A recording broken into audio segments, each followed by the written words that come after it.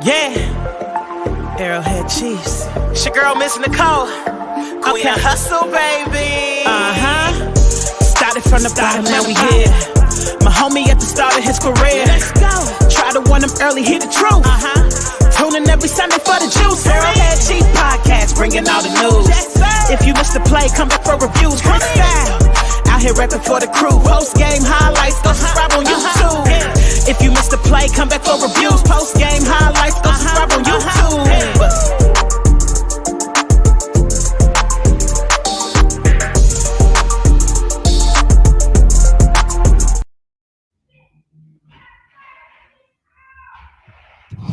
What's up, Chiefs Kingdom? You are tuned in to the Arrowhead Chief Podcast, episode 205.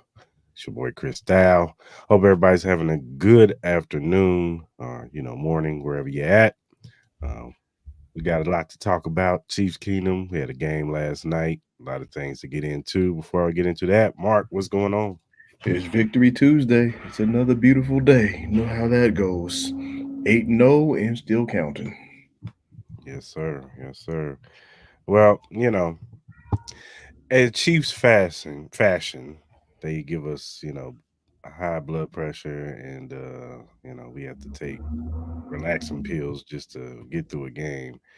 But they end up winning anyway in overtime. The Chiefs win 30-24. Patrick Mahomes probably had his best game of the season, his cleanest game of the season. He was 34 for 44, 291 yards and 3 touchdowns. Kareem Hunt had 102 yards and a touchdown.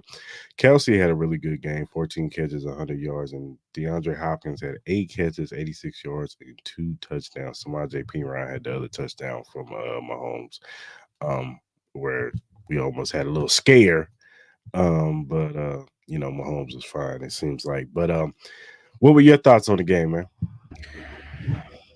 This game was a lot of points were left on the board. Let's call it for what it is. I mean, it's just we throw out the stats, everything, but we can look at some of the stuff we didn't see either too. It's like obviously the opening drive, Worthy could have had a touchdown. That's points off the board that could have happened. Then another one where they were driving, then they came up 3 points. Like they took themselves out of field goal range. That was another 3 points that came off the board. Then there was one more where there was a fumble by Kelsey, so that's a lot of things that could be improved. Granted, they are 8-0. The business was accounted for. They took care of it, did what they needed to do. I mean, as far as stat-wise, it's good to see Pat finally have a clean game. I mean, yeah, he got sacked 4 times, but yet it's the key statistic to me. Finally, he didn't get to have an interception in this game. Finally. Yeah, for sure. It is what it is. On to the next week. Yeah, man. The offense of course, we probably should have started off the first drive with 6 on the board if Xavier Worthy gets his feet in bounds in the first drive. Then it just, it kind of started sloppy in the beginning, but then they started getting going like more so in the second quarter. That's when they started getting D-Hop more incorporated. He got his 2 touchdowns in the game, and then but then in the third quarter, it just kind of really got sloppy. They kind of let the back door open for Tampa Bay. The defense was, kind of so last night. Now they didn't, it seemed like it, but they didn't really get a lot of rushing yards on us. It was kind of split up, but they still only got like 95 total rushing yards. So it wasn't like they ran all over. They just ran in spots on us. But it was more so the passing games. Sterling Shepard was getting anything he wanted, especially in that fourth quarter when they really needed it to tie the game up. But it's just, self-inflicted wounds as usual, shooting ourselves in the foot. The fumble by Travis Kelsey, when we were driving down the field, that hurt. There was something the end around that they called that kind of stalled the drive out where I think it was Xavier Worthy, he got the ball, and Mahomes couldn't, really get the block in, and they got him they got him out of field goal range. It was just a lot of self-inflicted wounds that, they need to clean up. And, it's just been the story of the Chiefs, but, somehow, some way, they always find a way to win these games. But they got to start cleaning this stuff up and just play a little bit more cleaner. And, you know, definitely Spags, he's going to have to get some more help in that back end. The corners was kind of getting exposed in this game a little bit. Otten, he was getting anything he wanted in this game, especially in the middle of the field. But overall, we got the W. That's what matters. And what I'm saying, we're 8-0. We're heading on to the Broncos. So yeah. Yep, and so any better. It's just mainly Otten. It's like even when he got that score, he came through late, and then even in the over, I'd say those two plays, they couldn't stop Otten at all. And then when he scored, and then that the I don't know what happened with Duffy on that last one before the drive before. There was no reason for him to go inside. I don't know what caused him to pursue, but it is what it is. I mean, they end up. I mean, fortunately, Tampa Bay didn't go for two. That was my thing. I think initially, like other people, we thought they were going to go for two. They opted to go for one. Maybe that's just like we were saying. That probably might be the old school football in a Todd Bowles. That probably might be the mindset, but it worked out for him, and the rest is history. I know he said something about the weather was the reason why he didn't go for two. Said it was raining, so he didn't want, no slip ups or nothing messed up. So I don't know. I would have went for two. You know what I'm saying? Like you're not at home, you're away, you're down. You got the Chiefs on the ropes. You know what I'm saying? And you got backups too, basically. Yeah, that's what I'm saying. You're on the ropes right now. You don't want to risk giving the ball back to Patrick Mahomes in overtime. But initially, that's what happens because you saw it in the coin flip. Once Baker Mayfield he called tails and it was heads. He sees, we get the ball. You saw it in his facial expressions, like, man, it's over. We're giving the ball back to Mahomes. It's over. Defense ain't gonna stop this. What were your initial thoughts on DeAndre Hopkins, though? He's just warming up, getting acclimated to the system. We knew it, and we said it. It was coming. It was just a matter of time. I mean, you're talking about a short amount of time to get acclimated to the playbook, and that's the last week. That was just a little snapshot, and now he's starting to already get in rhythm. I mean, he had 2 touchdowns already in the going in, and the low key kind of troll to Tennessee. That's a whole different thing. You don't want to talk about that. He said he was showing love to Tennessee because they sent him over to the Chiefs, and he said they didn't have to do that. So right, he said he was showing love to him. So if that's the story, that's the scenario we're gonna go with. Okay, we're gonna roll with it. But it is what it is. I mean, D Hop, he had a good game. He showed exactly what we were missing in the red zone. Basically, to make it a long story short. That was what was missing in the red zone. That quick, it's like you saw on that quick slant. The corners don't have a chance against elite receivers, and that's just a shout out to everybody that was saying he was washed and all sort of stuff. I don't think his production yesterday showed any sign of decline. He's not washed. He was just in Tennessee with Will Levis throwing him the football. Exactly. And it just comes to show, and they make each other. It's like they both make each other better. They say Mahomes going to help D Hop make sure he look good. D Hop going to make sure Mahomes look good. So it worked out for the Chiefs just fine. Especially on that one pass to get them close to the end zone where he just flicked it up in the air, and they had 3 defenders around him. But I said it last night when we was watching the game. Like that's why you bring D Hop here, because he that's what his specialty is. He can catch those type of footballs where it don't look like he's open, but he's open. That's easily like one of the top. It's like as far as the list of top 5 catches that you've seen over the week. It's easily in that list. It's up there, and it's a tough one. It's like for this week because we saw some pretty good ones from Garrett and whatnot. But Devontae Smith, yeah. So it's in that company. So he just D Hop is being D Hop. Yeah, man. Like I said, this is why you bring him in here. This is why he had to replace that Rashee Rice role. It's going to be cool to see how when Juju gets back, he can acclimate back into this offense.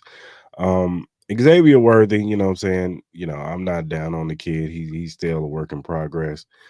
They're still trying to figure out ways to get him the ball. Um, on that deep, like I said, on that opening drive, that deep shot, he just got to be a little bit more aware where his feet is at. Would I've liked him, Mahomes possibly could have threw that ball a little quicker so he Hmm. wouldn't have had that issue. Because he was open from the jump. When you saw him go in motion, you knew they was going to him. And as soon as he really didn't have to run the route, really, because the defender was going on the other side. He So, was way inside. He yeah, had it. It was just too yeah. far out. Yeah, and I think Mahomes, he possibly could have put it on him a little earlier and just let him. He possibly be hitting his head on the goalpost. But he'll learn from this. You know what I'm saying? Xavier Worthy, he's going to be a work in progress. As long as he's acclimated and ready to go by the time we get ready for this playoff run, that's all that matters to me. You know what I'm saying? So If Worthy was maybe a couple of inches taller on the yeah, inside, yeah. it's six. hmm But yeah, they'll get him right though. They'll get him right. Is there any level of concerns with the defense last night? Yesterday, I mean, well, last night, should I say? Clearly, it is like their game planning was. They were targeting Williams a lot. They definitely were. There was one even specific play. I think it was like a second and 12 or third and 12, where we knew. I mean, I knew exactly where it was going. They were lined up in a trips formation, Mm-hmm. and you knew. And I basically called the route out for him too. It's like it was just a simple little out route where they were targeting Williams, and nobody was there. So um, I mean, that's just one of those things where they're going to have to figure out. They're going to have to get together and deal with. I mean, we're talking about a team too where they were very limited on receivers, so it could have been a whole lot different had they had some of the pieces back in place. But I think that's something that they'll learn and grow from. And we've seen this happen even with Williams before, where he had that one rough game, but then he bounced back after that. So it could be. I look at it as probably an opportunity for a learning curve. They still kept him under that number. I think it's they still kept them under 28. I mean, we're talking about even on the other side of it as well. We talk about history and streaks and things that they've done, 14 straight. This team hasn't given up more than 28 or even 30, in quite some time. So for them to be able to do what they need to do and still get it done, they'll be fine. So Yeah, they'll get it together. yeah, I agree. You trust bags. You know what I'm saying? Like sometimes, and I also equate it to it was bad weather last night. You know what I'm saying? Hmm. I ain't trying to give them excuses, but playing in that rain, it gets a little tough out there. You know what I'm saying? And you was wet. You know what I'm Yeah, saying? you can slip so easily too. Yeah, yeah. So your footing's probably not the best out there, even if you do got good cleats. You know what I'm saying? It's just it was probably just the weather, all that stuff. So with the defense has done well enough for us to give them a grace period. If they have us, I wouldn't call it a bad game, but wasn't their best. You know what I'm saying? Hmm. All right, let's talk about the trade deadline, man. Because there's some trades that have went down. Everybody was clamoring for Marshawn Lattimore. He's has been traded to the Washington Commanders. They gave up a third, a fourth, and a sixth-round pick, and I think they sent Marshawn Lattimore and a fifth-round pick. So yeah, man. There's one player off the board. As far I know, the Chiefs have been looking for corners. So that's one person off the board.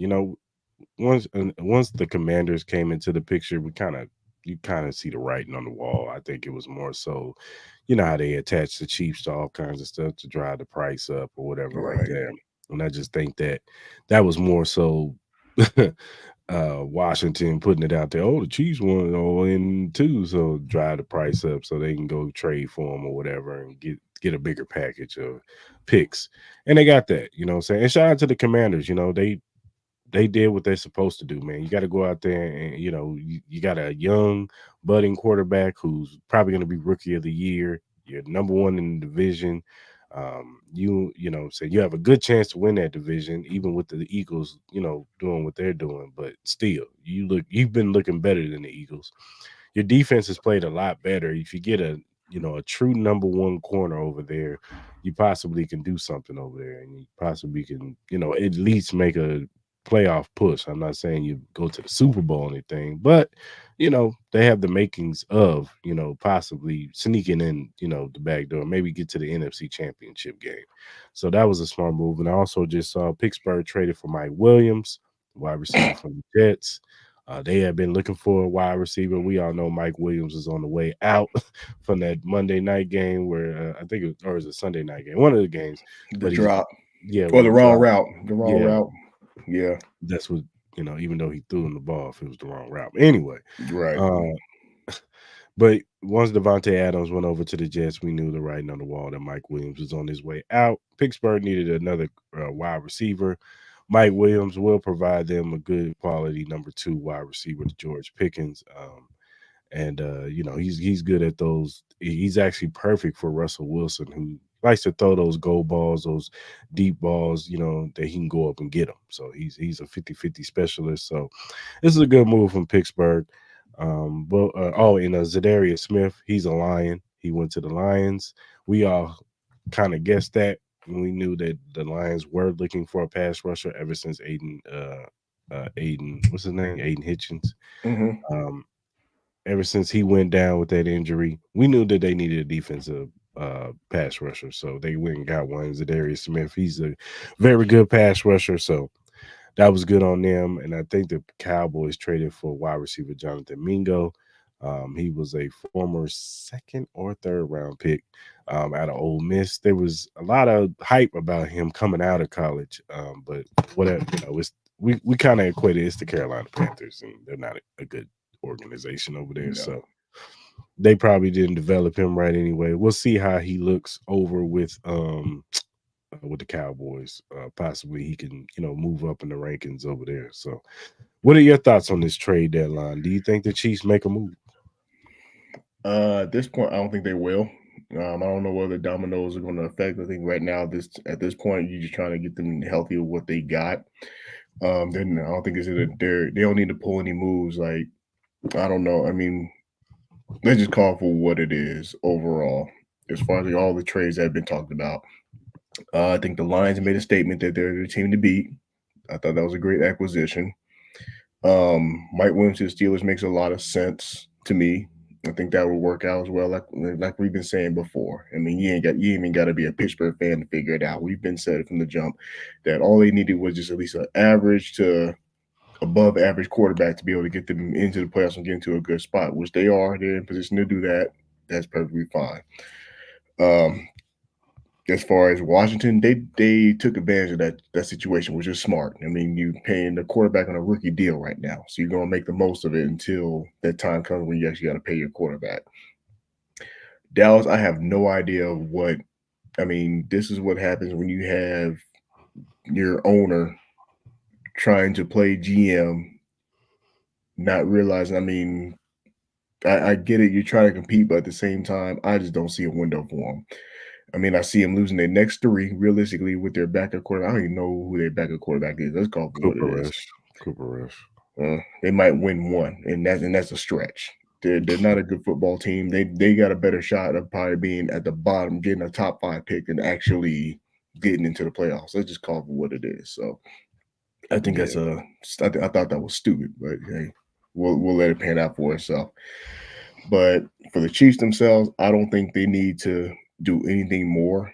I think they'll be fine. I mean, sometimes when you try to do too much, that's when you kind of get all mixed up and whatnot. And everybody want to point fingers. We talk about Josh Williams having a bad game or whatever, but every team has a player has a bad game or whatever. I think he'll bounce back just fine. Overall, the offense it's just a matter of them. For the Chiefs, realistically, I don't think it's a matter of making trades, making moves. I think it's a matter of getting healthy. Let's just call it what it is. Because we're still waiting to get certain pieces back, both on offense and defense. We're still waiting on Hugh, obviously, on the defensive line. You're still waiting on, obviously, Juju when he gets back. We're waiting to see what that's going to look like if Hollywood Brown's able to come back. That's all it is. So let's just wait it out, see what they got. If they make a move, so be it. But if not, I wouldn't be surprised. Yeah.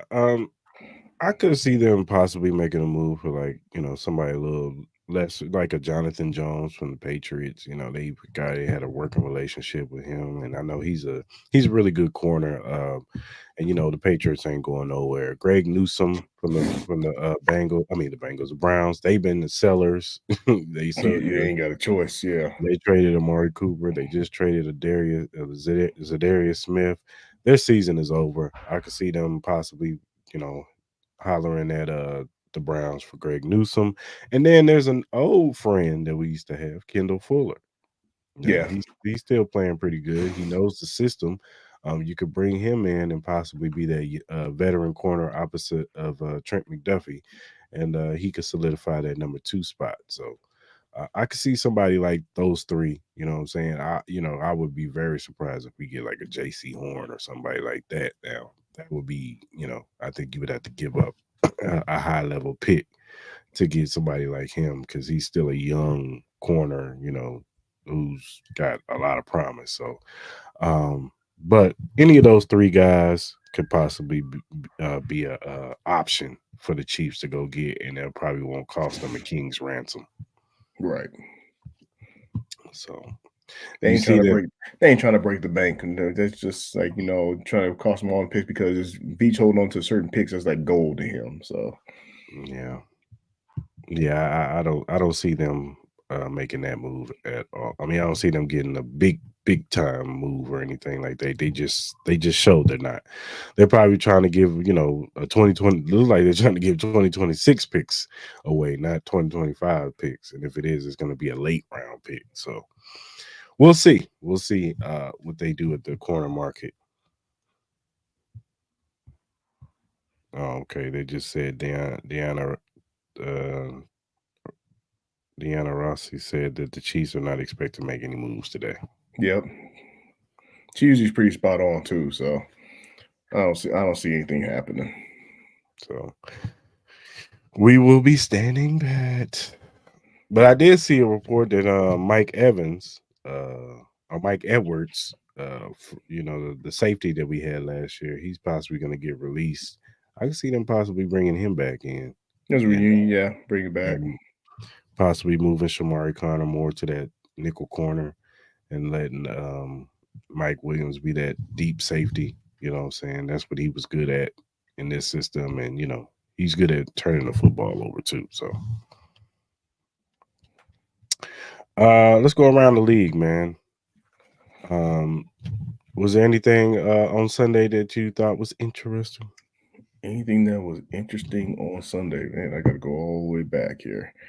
I mean, I don't know about interesting, just I'll say more so not surprising. I mean, I was not surprised to see Dennis Allen get fired at all. Mm-hmm. I was not surprised. I said it on one show that I said this could be the game that determines if Dennis Allen gets fired, and that's what happens. I mean, everybody, we can pull up all the receipts. Everybody talking about, oh, the Saints are like a Super Bowl team. Oh, they're a top 5 team. And I remember saying, it's like, pump your brakes, pump your brakes. It's like this could be fool's gold. New York, we have one every year, and all of a sudden, they went from a 2-0 team to a team that lost 6 straight. It is what it is. I mean, I'm just not surprised. Bills Dolphins was a pretty interesting game to watch. Bills are still rolling. So as far as which Dolphins team, I mean, the Dolphins, you can look at it for what it is. I mean, have they underachieved as far as my expectations? Of course they have, but will they? I mean, are they absolutely outside the playoff picture? Still not. I mean, there's still open holes and things they can do. They can still get back in this thing. Uh, we already talked about the Cowboys. Cowboys, I think, are in real trouble. I even said this like in our chat, though. I said I would not be surprised if the Cowboys and the 49ers did not get into the postseason at all this year. I just wouldn't be surprised. Sometimes just with the 49ers, the just health has just not been on their side. That's we've always said the biggest common denominator for them. It's not a team; it's their own health. And you say we've seen it, with Debo being hurt earlier, and then McCaffrey. He says he's supposed to come back, but is it actually too late? That's the question. I mean, it's still an open division. And speaking of that division, no, the Cardinals, man, that's one of those surprises. Is that if you would have told me that they would have been up there amongst the leaders as far as in the division and all that stuff, I would have said you're crazy. But they getting it done. They taking care of business, doing what they need to do. Are they a real Are they a real playoff team? At first, I call them a spoiler. They might be more than a spoiler. They might actually spoil the party and get into one of those spots and overtake one of these NFC teams that we expect to be in. I mean, could it be the Rams? Maybe, I don't know. But at the same time, the Rams are starting to get cooked in themselves too, because they got on that long hot streak last year and they're starting to look like they turn things around and getting ready to poise themselves for another run this year. Mm-hmm. Trying to think anything else, but the Lions just like their team on another. They're on another level though. Yeah. I just that's gonna be a tough team to beat, especially if they get that 1 seed, which I expect them to. I mean, they're making all the right moves. The GM's pushing all the right buttons. The offense is executing at a high level. They just look like the team to beat on the NFC side. There's just it is what it is. Other than that, any other games around the league that stands out? I mean, the Bengals took care of the Rays as I expected. Commanders like they could be the 2 seed. They're looking like the 2 seed whatsoever. They're a good young team. That's what I like to see. I always like to see new blood get in there and get involved and see what they look like. I mean, the Chiefs were once there. We were just trying to figure out who and what they were and who they are as a team for real. And they've had their moments where they've shown like, look, we are that team. We can be good. And I mean, say what you want about the Bears and everything. We always had that. Every good team has one of those ugly games. If it's called for what it is, I think it's just one of those ugly games that day. And I think it was raining that game too. Yeah, it might have been. But other than that, I'll probably say the standouts from this week is that we are clearly starting to see who the top teams are in each conference. Yeah, and this could be just who is going to be realistically who we expect to be standing at the end when it's all said and done. Say what you want to say about the Ravens, but they're not that team until they beat that team. That's just called what it is. Yeah. As far as the AFC goes, it's the usual suspects. Outside of the Chiefs, of course. The Ravens, the Buffalo Bills. Those are the only two that really, I guess you would want to say pose a threat. I don't really think they're threats, but they're right there, you know what I'm saying, as far as the top teams in the AFC. The Bengals, they did what they were supposed to do. They got a big game. The Ravens and Bengals have a big game this week because if the Ravens beat them this week, they go up 2-0 over the Bengals. So the Bengals need this win. They got to split with the Ravens. And it's going to be interesting. I probably expect T. Higgins to play in this game. I know they left him out last game, but I wouldn't be surprised if he turns around and plays in this game because they're going to need all their firepower. Even though the Ravens defense, especially their cornerbacks, are not the greatest in the world, they're still going to need all their weapons if they want to beat the Ravens on Thursday. Buffalo, they did, they got by the Miami Dolphins. Those division games are always going to be tight. You know what I'm saying? They're always going to be close, contested games. You know what I'm saying? So I wasn't surprised about that, but they ended up coming out with the win. As far as the NFC goes, I'm with you. I think the Rams are the team that, if they just stay healthy, nobody wants to play the Rams on the NFC side. Nobody, because they got 2 wide receivers. Heck, 3, 4 wide receivers. Yeah, maybe say 4 because Tutu Atwell is really good too. But they got a nice receiving core. Kyron Williams is probably one of the more underrated running backs in the league. When they get Tyler Higbee back, that's another weapon that they can have. Then their defense is just shaping up because they're young, hungry. You got Jared Verse, you got Fisk, you got Brian Young. They got a nice young core on their defensive side, so they can possibly make a push. You know what I'm saying? And Sean McVay is, I feel like he's one of the best coaches in this league. He gets the most out of whatever team he has on that field. He's going to get the most out of them. The 49ers, man, like you said, man, it just seems like they hit a ceiling, man, and it's like all their players are getting older. Guys are getting injured left or right. I know Christian McCaffrey's supposed to be practicing this week. We'll see how that works out. I think the book has kind of been out on Brock Purdy. I'm not saying Brock Purdy ain't a good quarterback. I think he's a good quarterback. but I do think the defenses have kind of got a book on him, and he's going to have to learn how to adjust. He struggles against throwing in the tight contested uh, windows against man-to-man coverage, and a lot of people have figured that out about him. He can kill you in zone. In zone, he can kill you all day, but man-to-man, that's when he doesn't perform his best. So he's gonna have to learn how to navigate with that. Especially if he's gonna be known as an accurate quarterback, he's gonna have to learn how to throw in those tight contested windows. Um, but I'm with you on that. Arizona looks like another team that's young, hungry. That offense have, Marvin Harrison Jr., James Conner is still running the football really good. Kyler Murray's actually playing really well. That defense, um, they just fly around, man. They're not like they're not, I think the Rams defense is better, but they just fly around, man, and just make plays. And that's all you can ask for from your defense. So, and right now they're number one in the NFC West. We'll see how it shapes out. But they got something going over there. And then as far as the Seahawks go, Geno or bust, man. It's like he's so inconsistent, man. It's either one week he looks like a world beater, and then the next he doesn't look good at all.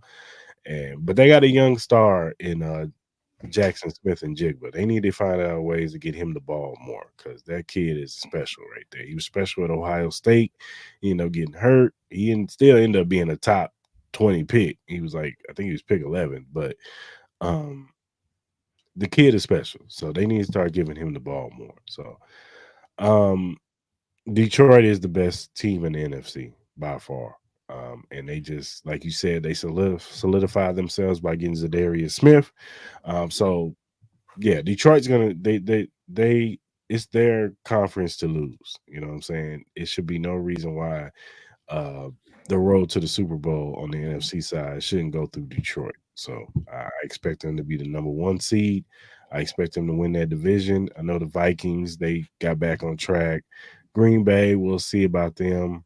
Um, they just they had a bad game on Sunday. I know the weather and all that stuff probably played a little bit of part. And plus Jordan Love, he doesn't look healthy. He's walking around with that groin injury. They probably shouldn't have played him. They probably should have just played Malik Willis. But we'll see on the Green Bay Packers. That division is a tough division. The Bears, they're not going to go anywhere. Yeah, they should have. They should have, as quick as they were to start over with their quarterback. They should have been just as quick to start over with the. I mean, sometimes you just need a big time culture change, and it's just coming to show. I mean, say what you want to, even about I mean, it was cool to see him on the right side and being on the winning side of things, but sometimes those moments can deflate you. And also, even with players, so it's like I don't know. It's just I'm a fan of like old school coaching, and you had those no nonsense coaches like Parcells, those kind of type and everything. You can tell when they have their team in line. When somebody does something stupid, they basically put their foot down. Belichick, you go down the row.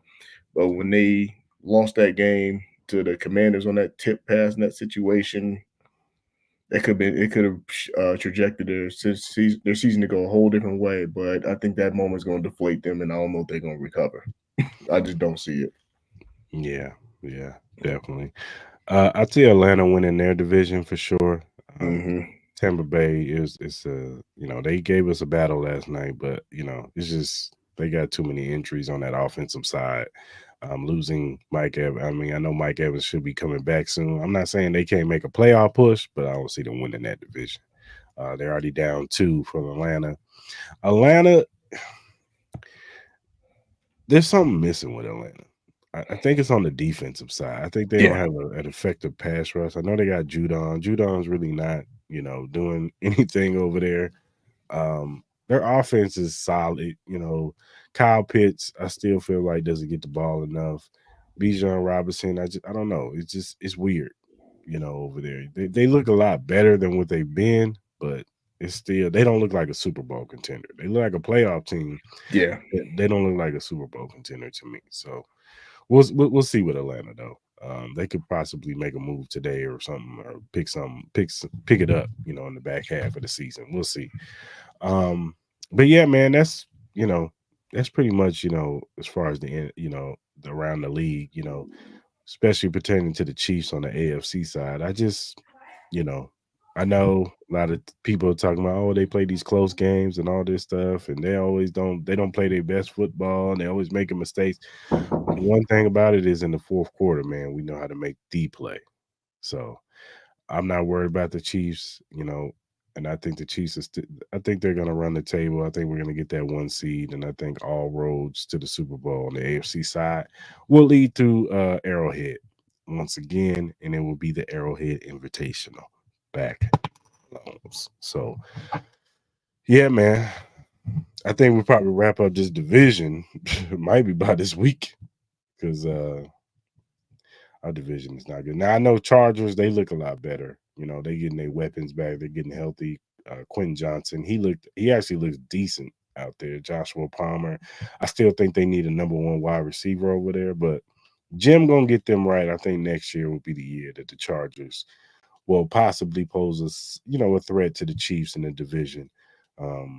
When they hired him, I said that they were a year or two away. So they'll definitely be something to look at next season. I think they're a year. I wouldn't be surprised if they make it to like the playoffs, possibly being a 7th or 6th seed. But I don't expect them to like be a Super Bowl contender or challenge us for the division this year. But they could possibly make it to the playoffs this year. I could definitely see that with the Chargers. So I know. See, Marcus went away. Talk about the Broncos real quick. We got the Broncos on Sunday early morning. It's a 10 or 12 o'clock game, Central Time game. Look, man, get in, beat the Broncos. That's the name of the game. Beat the Broncos, make them look bad. I know we're probably gonna have a close game. They're probably gonna give us high blood pressure again, and because that's what the Chiefs do. And they're gonna make us sweat. But ultimately, at the end, it's Bo Nix. Please do not let Bo Nix look like a world beater. That's all I ask. The defense, they need to get back to form. I think they'll be better than they were last night.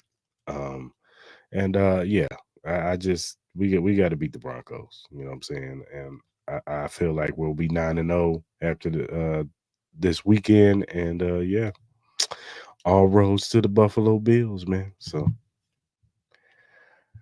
All right, good people. I think we're gonna go ahead and end this show. I don't think I got anything else. Mark looks like he had to step away. But appreciate y'all watching the show today, and hope celebrate another Victory Tuesday, and everything looks good as far as the Chiefs go. We'll see if I know there was reports that they're not expecting to make any moves, but anything could change in the next few hours. Possibly they do make a move and get a corner or something like that. But we'll have to see when it comes to the Chiefs. So,